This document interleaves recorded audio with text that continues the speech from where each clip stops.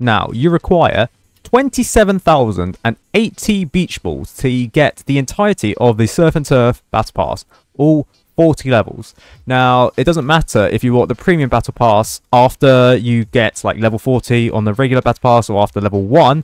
It doesn't matter. It's 27,080 beach balls for the Premium Battle Pass, same as the regular Battle Pass. And if you buy it when you're level 40, it automatically gets up to level 40 for you on the Premium side of things. Now, the best way to grind out beach balls is obviously just to buy the entirety of the Battle Pass. Yeah, don't buy them all through the skip level though, even though that is the fastest, it will just automatically do it for you. But you are wasting about 1,200 Robux by doing that. Always skip the levels, and in total you'll save yourself about 1,400 Robux due to other glitches also associated with the Battle Pass.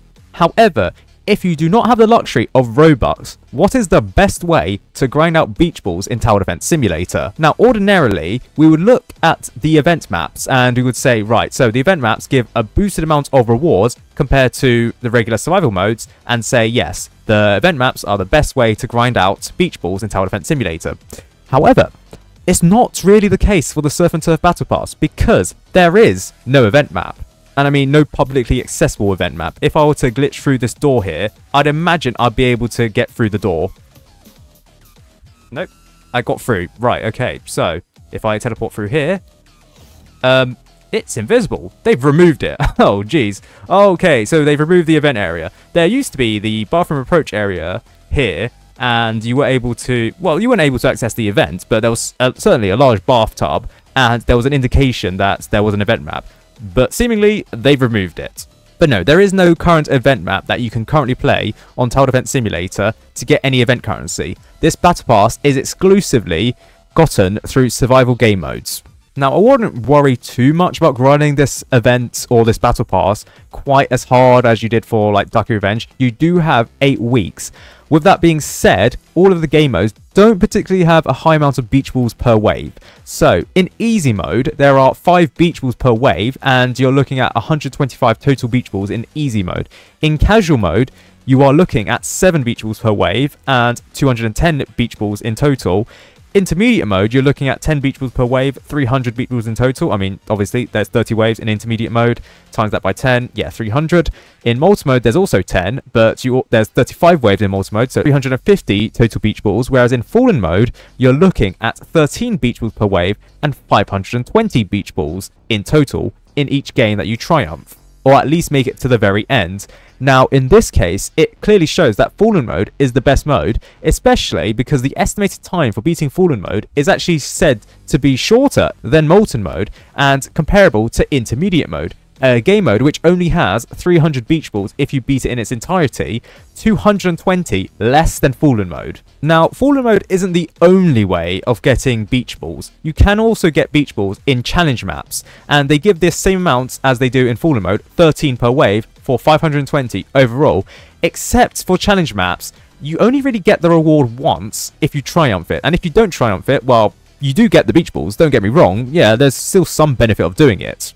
However, after you beat it the first time, you really shouldn't be grinding out challenge maps, because challenge maps, they tend to be longer than Fallen mode, and especially the reworked Fallen mode, which is made to be shorter. As you saw with the Play the Survival matchmaking, Fallen mode is estimated to be about 18 minutes, whereas multi-mode is estimated to be about 20 minutes. Now, you could also do hardcore mode, except you can't do hardcore mode. Hardcore mode is meant to give out 16 beach balls per wave, and in total 800 beach balls. However, for some reason, since at least the Operation Ice event, hardcore mode has been broken where you can't get any event currency through it. Similarly, the special game modes, I think they're meant to give out the same amount of beach balls as Fallen and challenge maps do, that being 13 beach balls. Now, obviously, special game modes, they're not really designed to be sped run, so it isn't ideal to be grinding out beach balls on these special game modes. However, if you were to be doing these game modes because of like a reward, for example, I don't know, the quick draw badge for the Badlands 2 and the Lost Souls badge for Pizza Party for What's the Fox, you wouldn't be able to get any beach balls because for some reason event currencies aren't enabled here. So really, all that leaves is basically these 5 survival game modes where you can get beach balls. I don't think you can even get beach balls in tutorial mode as well. So out of these survival game modes, obviously the best is Fallen mode. Like, let's be real, 520 beach balls overall, 18 minutes estimated based on this timer.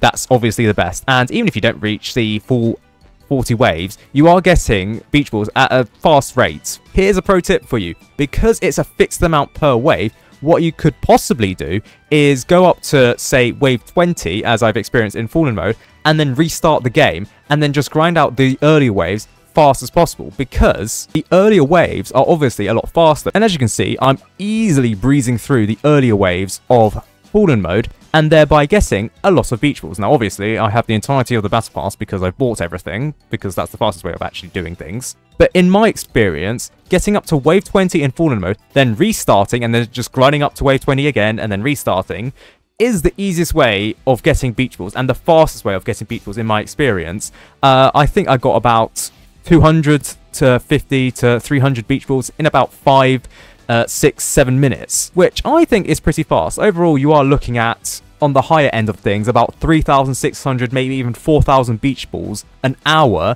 by going up to wave 20 in Fallen mode, losing, then restarting their faster waves in Fallen mode. Additionally, it doesn't require that much strategy or thought. You can just like spam golden soldiers and just get up to wave 20, then sell them all, then restart the whole process over and over again. Is that extremely boring? Yes. Does that affect your win-lose ratio? Yes, but let's be real, no one really cares about your win-lose ratio unless your name is below natural looking for hackers in Tower Defense Simulator. It also does affect like your coins grind and your XP grind, but this is like close to the fastest methods of getting coins and EXP in Tower Defense Simulator anyways, so it doesn't really affect it too much. Now, some people have asked, well, what about the 2 times or 2 times modifier that the developers may enable and have enabled for stuff like the Hexscape event that increases the chances of you getting the Battle Pass currency? Yes, this was a thing. However, the last time that this was enabled was the 29th of November 2024. I believe this was the last week of the Hexscape Battle Pass, which indeed it was. It ended on the 2nd of December 2024, the last weekend before the Hexscape Battle Pass ended, and that's because the Hexscape Battle Pass was one of the shorter Battle Passes. Originally, it was meant to only last about 4 weeks, and it was increased to about 6 weeks. The other Battle Passes after that, they've lasted over 8 weeks, and they've not had the 100% boost in Battle Pass rewards compared to that. Now, it's also the case where the Hexscape event, they had different ways of calculating how much candy corns, which was the event currency back then, dropped from enemies. Here it was random based on if an enemy had a hat or not, based on corresponding to the Halloween event, and this was changed in the Operation Ice event to that of a solid fixed amount per game mode. Now, interestingly, special maps, which includes Badlands 2, Polluted Wastelands 2, and Pizza Party, in Operation Ice, they only gave out 1 bell per wave. So if the developers were to fix Polluted Wastelands 2, etc., to give out beach balls, don't really expect a lot of beach balls to be gotten from that, given the fact that, yeah, they didn't give out much anyways when they were working in Operation Ice. But because of this change, the developers have not enabled the Battle Pass boost anymore, and there's been no way of really boosting the amount of free beach balls or event currency that you can get in these Battle Passes. So I wouldn't hold out too much on waiting on the developers enabling these Battle Pass boosts, because they've not really done it. If you've been grinding out the free version of the Battle Pass and not been spending any Robux, the only way to do it is consistently grinding, and the best way to do it is really just Fallen maps, Fallen game modes, and like easy maps. And the amount of enemies that spawn into the game mode doesn't affect the amount of beach balls per wave. So for example, if you do Mason Arch, which is a dual lane map, it doesn't increase the amount of beach balls per wave by double. There's not 26 beach balls that spawn in.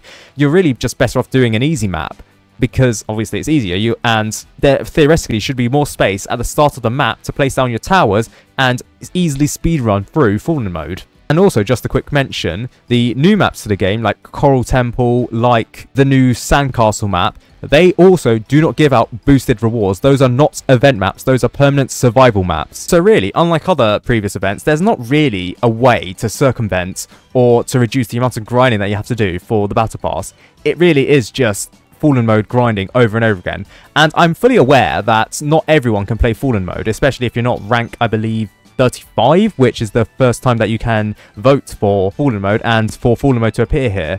But in that case, it's probably just intermediate mode that's the best one to grind out if you don't have that. And if you don't have intermediate mode enabled, then it's probably casual mode. Multi mode is just far too long and gives the same amount of event currency, in this case beach balls, per wave as intermediate mode, and intermediate mode is obviously faster. And if you were to do the losing strategy of just going up to like wave 20, maybe even wave 15, losing that and then restarting and doing that grind over and over again, intermediate mode is probably better for that. And also, I guess you can also use timescale tickets if you have them available to you. I mean, I have 92 timescale tickets, but in my opinion, I'd probably save them for something more important, slightly more important, than grinding out the battle pass, which is going to be laborious anyways if you use timescale tickets or not.